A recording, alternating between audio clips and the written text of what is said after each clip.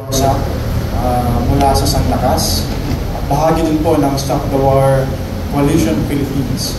Ako po inaatasan na magpalalim pa doon sa International Court of Justice ruling na binaba noong January 26 sa kasong sinampa ng South Africa versus Israel. Pero before tayo magpalalim doon, mula nung nilabas yung ruling na yan hanggang as of February 10, tuloy-tuloy yung pagpaslang, pagpatay sa mga Palestinians sa Gaza. Umabot na sa 1,625 yung casualties. Dagdag dun sa mahigit 26,000 estimated, mga conservative estimate pa yan, na namatay dahil sa pambobomba.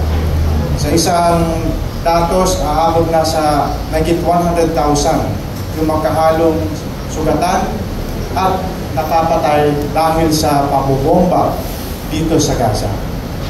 Yung ICJ ruling binds all of the state parties to the 1948 Genocide Convention. Ironically, sa kaparehong taon, nangyari yung historical na pag-agaw dun sa kalupaan ng mga Palestino. No? At nagpapatuloy yan hanggang ngayon. Kung titingnan natin yung sinampang reklamo ng South Africa, nakabatay po ito doon sa Article 3, Acts of Genocide. Ano yan? May genocide, may conspiracy to commit genocide, yung complicity in genocide,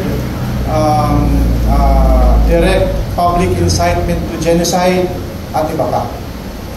At bagaman hindi pa nagpababa ng verdict doon sa kaso mismo, yung complaint, no, na sinampan ng South Africa laban sa Israel, ay humingi ang South Africa ng provisional measures, mga emergency measures, to prevent acts of genocide now happening in Palestine.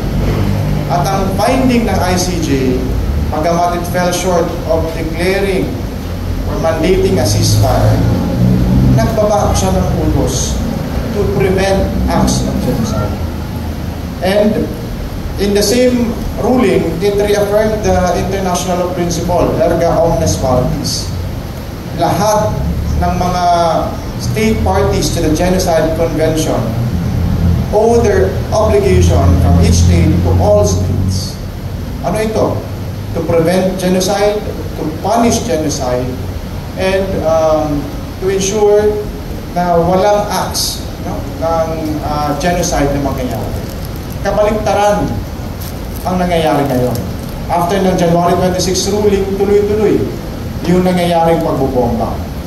In fact, it serves notice yung January 26 ruling ng ICJ sa lahat ng state parties.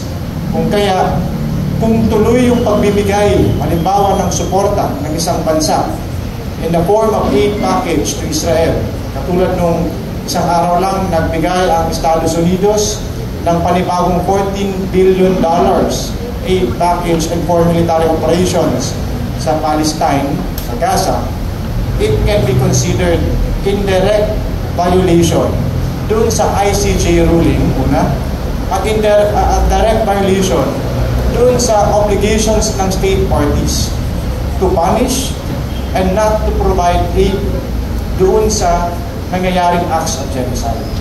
That makes the US government, apart from the Israeli government, complicit dun sa nangyayaring pamamaslang, yung wholesale na pagpatay sa mga Palestino.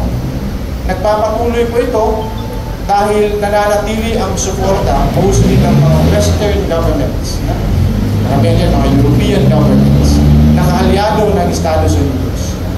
At nakakalungkot na bagaman yung ICJ, of which parties ang karamihan sa kanila, dito sa 1948 Genocide Convention, ay nilalabag ito.